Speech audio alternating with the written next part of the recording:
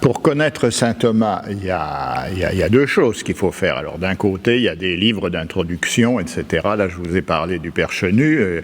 Alors il y a un beaucoup plus gros livre qui est d'introduction à saint Thomas d'Aquin, et qu'il est bon de lire, même si évidemment il y a un certain nombre de choses sont tout à fait dépassées, mais quoi, enfin, il y a du point de vue historique. Ouais. Mais il faut, c'est d'ailleurs c'est vrai pour n'importe quel auteur. Hein, il faut lire les textes eux-mêmes. Il faut lire saint Thomas lui-même.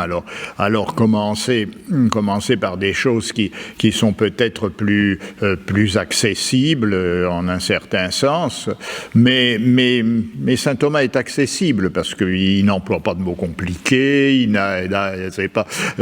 a absolument aucun. C'est pas du tout. C'est obscur, donc ça doit être profond. C'était sous le contraire.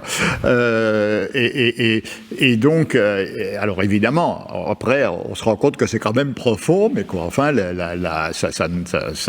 on comprend, même si on comprend superficiellement, on comprend. Puis alors après, on se rend compte qu'il y avait d'autres choses à comprendre, mais il faut lire saint Thomas. Et comme je disais, pour lire convenablement saint Thomas, il faut le lire dans sa langue, parce que le latin scolastique, d'une manière générale, c'est vrai pour saint Thomas, c'est vrai pour tous les scolastiques, et en même temps simple et précis.